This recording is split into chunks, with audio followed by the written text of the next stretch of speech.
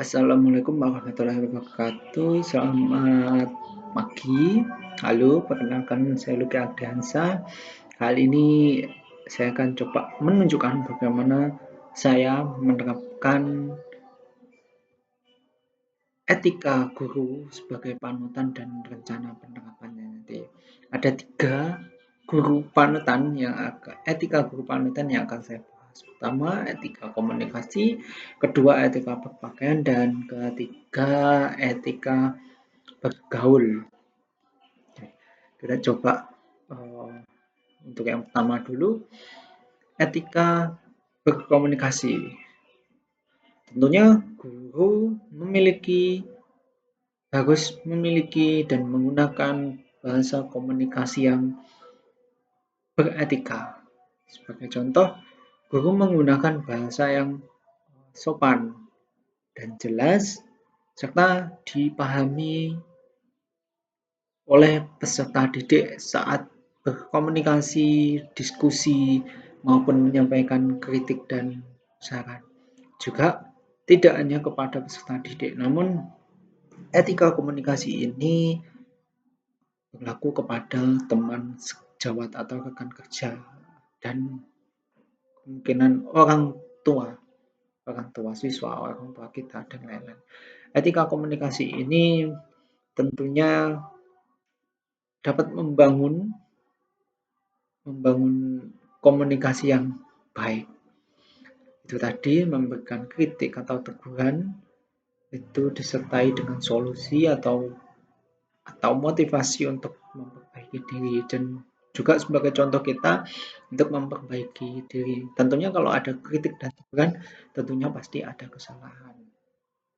Dalam etika komunikasi, kita sebagai guru tidak hanya berbicara, tidak hanya diskusi, melainkan juga salah satunya mendengarkan siswa itu juga termasuk etika berkomunikasi. Bagaimana mendengarkan peserta didik dengan penuh perhatian, empati, menciptakan ruang diskusi yang terbuka saling menghargai. Tidak semata-mata kita menciptakan ruang diskusi tetapi kita mencemooh, kita mendoktrin harus gini, tidak seperti itu. Kita harus menghargai apa pendapat peserta didik, apa keinginan peserta didik. Dan sebagai guru tentunya punya etika komunikasi untuk membatasi apa yang kita percaya dan apa yang siswa percayai. Kita sebagai guru hanya memfasilitasi atau mendampingi. Kalau lalu melenceng ke norma, mungkin kita bisa memberikan contoh di dunia nyatanya akibatnya kalau misalkan berperilaku seperti itu. Etika komunikasi juga tentunya sesuatu komunikasi yang baik dan efektif merupakan kunci dalam menciptakan hubungan yang sehat antara guru, teman sejawat, peserta didik, orang tua, dan komunikasi ke masyarakat. Dengan menjaga komunikasi ini,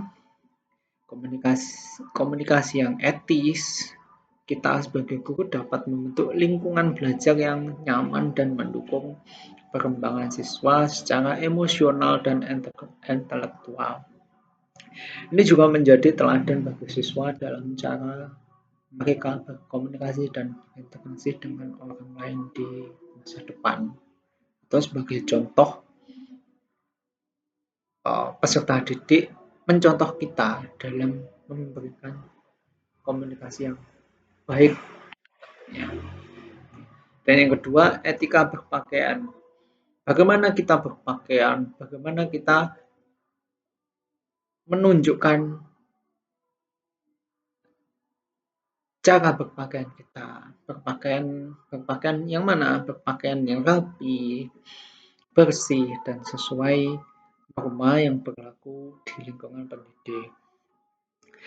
Dalam berpakaian, tentunya kita sebagai guru berpakaian yang nyaman bagi saya, namun tetap profesional di dalam pendidikan dalam sekolahan dan sesuai dengan aturan yang berlaku di sekolah atau di lembaga terkait.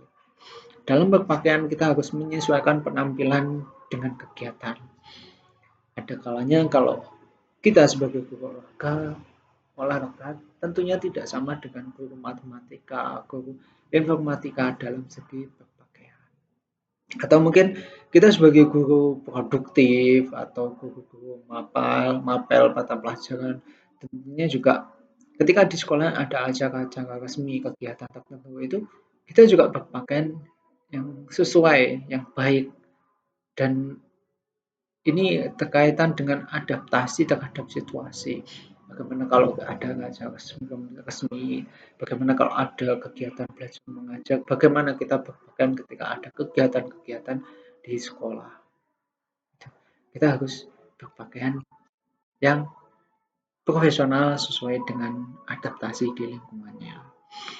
Penampilan yang rapi dan profesional yang saya sampaikan tadi, itu dapat menunjukkan keseriusan dalam menjalankan tugas sebagai pendidik atau sebagai guru. Tentunya kita juga memperhatikan penampilan mereka untuk memberikan contoh tentang pentingnya rasa hormat terhadap diri sendiri dan orang lain. Selain itu, melalui berpakaian dengan baik, kita sebagai guru juga menunjukkan bahwa mereka menghargai lingkungan pendidik dan profesi mereka sebagai role model bagi siswa. Dan terakhir adalah etika bergaul. Bergaul tidak hanya kita kenal, kita komunikasi, dan sudah. Tapi etika juga ada bergaul secara komunikasinya. Salah satunya adalah membangun hubungan yang hangat. Tidak hanya berbicara saya sebagai guru dan peserta didik, tidak. Tapi kita harus membangun hubungan yang hangat, profesional dengan peserta didik. Dan tentunya menjaga batasan yang sesuai dalam peran kita sebagai pendidik atau guru. Dan juga menjalin hubungan yang harmonis dengan teman sejawat, dengan orang tua melalui apa? Melalui komunikasi yang di awal tadi, komunikasi yang terbuka, saling mendukung, menghormati, tidak mendoktrin itu. Dan juga etika bergaul harus mengikuti kegiatan masyarakat untuk memahami lingkungan sosial peserta didik serta terlibat dalam kegiatan sosial yang mendukung perkembangan sosial dan emosional dari peserta didik. Itu etika bergaul kepada masyarakat. Jadi, hubungan yang harmonis antara masyarakat, teman sejawat, dan peserta didik itu menurut saya sangat penting untuk menciptakan suasana pendidikan yang kondusif. Etika bergaul yang baik mencakup komunikasi yang terbuka, saling menghormati, tidak mendoktrin, serta juga kesediaan kita mendukung pengembangan peserta didik.